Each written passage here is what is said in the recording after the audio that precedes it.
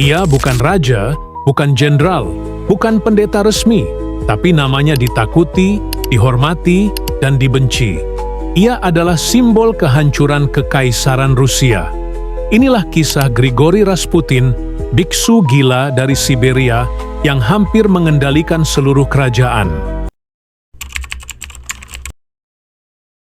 Grigori Yefimovich Rasputin lahir pada 1869 di sebuah desa kecil di Siberia bernama Pokrovskoye. Dari kecil, Rasputin sudah terlihat berbeda. Ia aneh, penyendiri, dan katanya memiliki mata yang bisa melihat ke dalam jiwa manusia. Di usia mudanya, Rasputin sempat menjalani kehidupan seperti petani biasa. Tapi setelah mengalami semacam penglihatan religius, ia pergi meninggalkan rumah, menjadi peziarah. Dalam pengembaraannya, Rasputin belajar banyak tentang mistisisme, hipnotis, dan pengaruh psikologis. Tahun 1905, Rasputin tiba di Saint Petersburg, ibu kota Kekaisaran Rusia. Dengan cepat, ia menarik perhatian para bangsawan karena karisma dan pandangan spiritualnya. Tapi yang benar-benar mengubah nasibnya adalah pertemuan dengan Tsar Nicholas II dan Tsarina Alexandra. Anak mereka, Pangeran Alexei, mengidap hemofilia, penyakit yang bisa membuat luka kecil jadi mematikan. Dokter sudah menyerah, tapi Rasputin datang, berdoa, dan entah bagaimana Alexei tenang. Darahnya berhenti mengalir. Tsarina yakin Rasputin adalah orang suci. Sejak saat itu Rasputin jadi tokoh berpengaruh di istana. Ia bukan hanya penyembuh, tapi juga penasihat spiritual, bahkan kadang politik. Di depan istana, Rasputin adalah orang suci. Tapi di luar istana, hidupnya penuh skandal. Ia dikenal suka pesta, mabuk, bahkan tidur dengan banyak wanita, termasuk istri para bangsawan. Banyak yang jijik dan marah, tapi Rasputin selalu selamat. Ia seakan kebal dari skandal.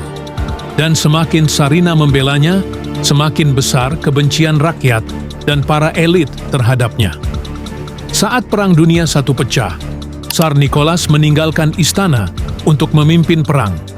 Kekuasaan di ibu kota ada di tangan Tsarina. Dan di balik Tsarina ada Rasputin. Ia mulai mempengaruhi kebijakan negara, mencopot menteri, mengangkat pejabat, bahkan ikut campur dalam strategi militer. Grigori Rasputin memang punya pelindung kuat di Tsarina Alexandra, tapi musuhnya ada di mana-mana. Pertama, Gereja Ortodoks Rusia membencinya. Bagi mereka, Rasputin hanyalah penipu yang mencemari istana dengan skandal dan ajaran anehnya. Mereka geram melihat pengaruhnya melampaui para uskup sendiri. Lalu, kaum bangsawan dan politisi juga muak. Mereka merasa terhina oleh campur tangan Rasputin dalam urusan negara, bahkan dalam penunjukan menteri. Ia dianggap simbol kehancuran monarki.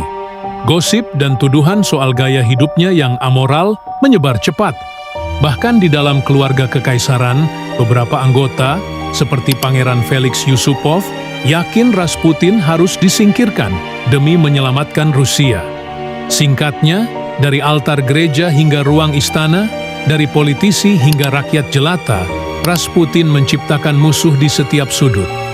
Kebencian universal inilah yang pada akhirnya menyegel nasibnya dan ikut mempercepat keruntuhan Kekaisaran Rusia. Pada Desember 1916, sekelompok bangsawan Rusia bertekad mengakhiri pengaruh Grigori Rasputin.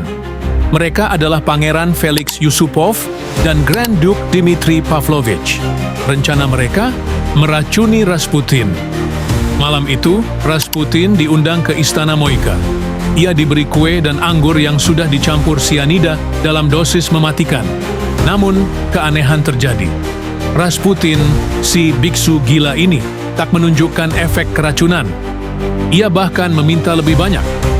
Frustrasi dan ketakutan, Pangeran Yusupov lalu menembaknya di dada. Rasputin ambruk. Para konspirator mengira ia tewas. Tapi tak lama kemudian, ia bangkit lagi, mencoba melarikan diri, bahkan sempat menyerang Yusupov. Mereka panik. Rasputin ditembak lagi, dipukuli dengan tongkat, lalu tubuhnya yang tak bernyawa, atau begitulah dugaan mereka, diikat dan dibuang ke sungai Neva yang membeku. Ajaibnya, autopsi kemudian menunjukkan sesuatu yang tak terduga. Penyebab kematian Rasputin bukanlah racun atau luka tembak, melainkan hipotermia dan tenggelam. Ia diduga masih hidup saat dilempar ke sungai es. Kematiannya yang luar biasa ini semakin memperkuat legenda Rasputin, sosok yang begitu sulit dihancurkan, bahkan oleh takdir. Kejatuhan Rasputin pada 1916 hanyalah permulaan. Perang Dunia I telah meluluh lantakan Rusia, menyebabkan penderitaan dan ketidakpercayaan pada Tsar Nicholas II.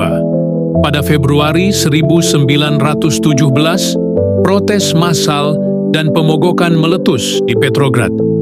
Tentara berpihak pada rakyat, dan Tsar Nicholas II terpaksa turun takhta pada Maret 1917. Ini mengakhiri 300 tahun kekuasaan dinasti Romanov. Rusia kemudian jatuh ke tangan pemerintahan sementara, yang segera digulingkan oleh Bolshevik pimpinan Lenin dalam Revolusi Oktober.